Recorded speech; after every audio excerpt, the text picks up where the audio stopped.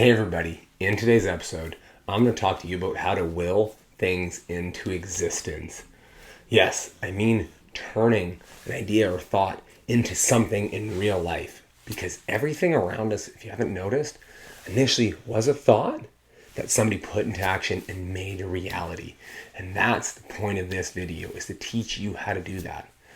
I've done this time and time again in my life on the big things and the small. In fact, I just had it happen this weekend, and I'm really excited to share with you how this process works. So then how do you will things into existence? It seems like a crazy idea. But when you look at the science and when you look at where all this stuff comes from and break this process down, it's not completely absurd. I will give you a warning. The bigger the thing you want, the longer it could take. The more positive the thing you want for your team or for people around you, the higher likelihood of this happening.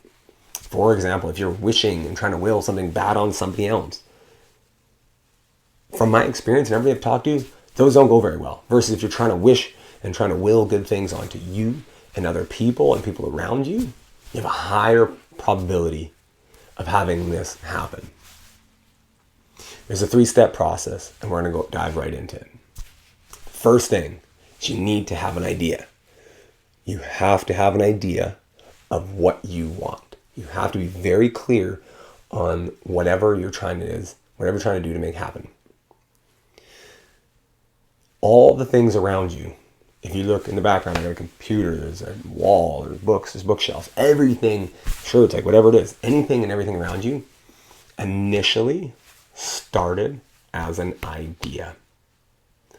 All these things around you started as an idea. Somebody thought it up here, which is just energy in the brain, and eventually amplified that and pushed it and made something happen to it now that we can touch it and feel it. We can do this same thing with almost any type of result or any type of goal that you have. But again, the key there is to be clear on what it is you want. It's not, I hope. It's not, that would be nice. It's, I will have this. This will happen in my life. I will get that job. I will make this much money. I will find the perfect boyfriend, the perfect girlfriend. Find the best dog I've ever had in my life, whatever it is. It all starts as an idea. It all starts with the idea, and that idea is energy. And the second component to this is you must amplify that energy. You must amplify that idea with an emotion. So think of that idea as like a little light bulb, and you got it, boom, right? We all know that analogy. Well, if we stuck a little battery into it, it'll light up. What if we stuck a huge battery and this light can handle it? What if you stuck a massive battery on it? It's going to get really bright and it's going to start to shine through. Well, that energy, when you feel it, makes it affects other people around you. When you have a high emotion, a high positive emotion, happiness, joy, the biggest and the strongest being love. When you attach that idea to any of those emotions, love, joy, peace, gratitude, thankfulness, happiness, playfulness, any of those ones, it amplifies that idea. It amplifies that idea not only in here, but in our hearts. And that can be felt with other people. I'm not sure if you've ever been in a room where you can feel there's a tension between people because there's arguing, and you walked in, they stopped arguing. You stopped, and it's all quiet. You can feel that tension. That's negative energy. We can feel that negative energy. You can literally feel that negative energy on your skin. You walk in the room, you go, what the heck is going on? Well, we can have that same positive result. We can do that same effect, but in a positive way when we increase our energy with that idea. With the idea that you are the best person for this job, or you are the best person for that contract, or you are the best person for that girlfriend, boyfriend, whoever it is. Dr. Joe talks about this all the time, is that when we have that idea sends it out there to the universe, and the emotion brings it back. I like to say that idea is a thought. It's ready to be amplified, and that emotion makes it stick. It really makes it stick when you think, oh man, how exciting would it be if I started my own company, if I started my own contracting company. Maybe how exciting would it be if that girl across the street or that guy wanted to date me. How amazing would that be? Boom, now it starts to stick. So the bigger the emotion, the bigger the result you're going to get from that idea. The third step, and this is my absolute favorite because I use this all the time, is visualization. All the great athletes and leaders, a huge amount of leaders and great athletes and powerful people that have done some like crazy things, have all been able to visualize. I was recently reading 7 Habits of Highly Successful People by Stephen Covey, and he talks about this in this book in depth. He said all these great people were able to visualize and see the things they wanted and attached an emotion to them to make it happen. Michael Phillips is one of them. Every one of his victories he saw before it happened.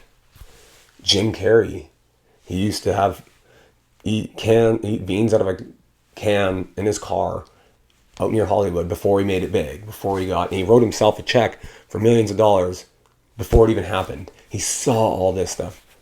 Arnold Schwarzenegger, he said, I will be back, and he came back and he crushed it because he saw it all in his head. Oprah, the same thing. Saw it all here first in their mind's eye and visualize themselves doing these things over and over and over again every night. I heard Jim Carrey did that for a year. Eating out there every night, visualizing people coming to him, visualizing fans, asking to get pictures, all this stuff. He attached a huge amount of joy and happiness to that idea, and that amplified it. I've recently used this in my own life, playing touch football, and now it's not as big as these guys, but it's a example that I've had multiple times that reinforces this idea that we can will things into existence. Just today, I was visualizing making a pick, getting a pick in our touch football game, and not only did I get a pick on our goal line, which is huge, and I ripped out the guy's hands, I was pumped, everybody's all fired up, it was great, but I ended up getting 3 picks because I saw it up here first. And the weekend before, I did the same thing. I saw it up here before. For reference, I've had 5 interceptions this year, and I've not done nearly as much visualization where I felt it. Whereas years before, I would visualize it, but I would get stressed out, and I'd get angry, and I'd get angsty. Whereas now I'm visualizing, but I'm feeling it here, and feel how good it feels, and feel how exciting it is, and how uplifting it is, and how fun. And so that's my point there with the visualization, is to make sure you attach that emotional component. So how do you visualize? This is, again, one of my absolute favorite tools, and I recommend you can do this for almost anything. First thing you do is you need to close your eyes. You need to close your eyes in a safe space where you can just be. I recommend where it's quiet, it's better. 2 is you need to breathe. Breathe as if you were safe. Breathe with that inhale for 5, hold for 5, exhale for 5, and then hold at the bottom for 5. So that box breathing, I call it, because you create a box with it, right? 5 seconds, 5 seconds, 5 seconds, 5 seconds. Aaron Rodgers uses this technique. Works amazing for him. Works well with a lot of people. So that box breathing. The next component then is you have to watch the thing you want, that idea that we talked about earlier in that first step. You have to watch it in your head like a movie, like it's actually happening. Again, imagine you're in that interview and you're wearing your best outfit and you're saying all the right things and you're standing confident and you're engaging with this person and they offer you the job and how good it feels. Imagine that boyfriend or that boy down the street. You get to talk to him. He engages. You guys change phone number, whatever it is. It doesn't really matter. Anything that you want that is for the greater good, that you attach a positive emotion to, see it in your head. For myself, I want to be able to earn more money, not only for my own life, but more importantly, I want to be able to put more kids through sports. I think sports can change the direction of a young man, and we can all agree that we need more good young men out there, and I think sports can do that. So that's part of why I do this, and that's part of why I'm pushing so hard to earn more money, not only through the company I work for, but the company that I'm building so I can earn more money to be able to put kids through sports because I know it can make a massive difference in their life. That feels good. So now when I visualize that, I get excited about it. I start to feel it in my heart. I feel how good it is to give and to be able to see other people benefit from it. But you have to bring that energy when you do it. Bring that excitement, bring that happiness, bring that peace, bring that joy, bring that love. Love for the other person, love for your own life, love because how amazing it would be to be able to love and give to other people. And the last step here, and this is the toughest one and something I always struggle with, is to not get attached to the results. Don't get attached to the results, especially in that moment. I always use football because it's a great analogy, is that in football you have plays, and a play happens and we stop for 20, 30 seconds, whatever it is. And you got to try again, and you got to try again. And so at no point can you always get all the calls, or can you always make all the plays. At no point can you always get all the sales, no matter what, and never miss a sale. It's not possible. It just doesn't happen. So my point there is when you get attached to that one single outcome in that one time, you're going to lose sight, you're going to get discouraged, like I've been in the past, and then not do as well, not play as well, not make the next phone call, not go to the next meeting as well, not go on that next date as well as you could, because you're getting too attached to the results. And that's why I say having that, the understanding where the results will come, just we don't get to control when. I think that's the key there. And I'm a verbal processor. Now saying it out loud, that makes the most sense. Is that hold on to that idea, hold on to that energy, that thought that you have, amplifying it with that emotion, seeing it in your head, closing your eyes, feeling it, and just know that it will come, but we don't get to choose when. Most of the time we don't. I did this meeting my partner, Emily, the best partner and wife that I could ever ask for.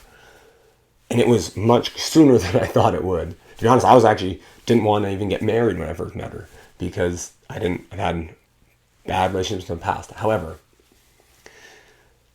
I knew that I wanted a partner that had all these amazing traits. And here it is, boom, in my face right now. So I could push it away, or I could just accept that this is when it is. And so that is my last piece of advice for you, is that accept it once it comes, but know that it comes at its own time. But you have to keep doing the work. Keep doing the work. And because at the very least, even if it takes a while, you'll feel better taking those shots, making those calls, talking to people, playing the sport you're playing. You'll feel a lot better here and here. Emotionally, you'll have more strength and more resilience. And mentally, you have more strength and more resilience than if you were to get down on yourself and get angry and start talking smack and getting upset. Because now that lowers your energy levels, and now that idea starts to fizz out. So to recap, have an idea. That idea is energy. Amplify that energy. Amplify that energy with a battery of emotion. Joy, love, peace, kindness. Start to visualize. See it in your head. Feel it in your heart. Watch it like a movie. Over and over. Spend 10 minutes and watch it every day like a movie.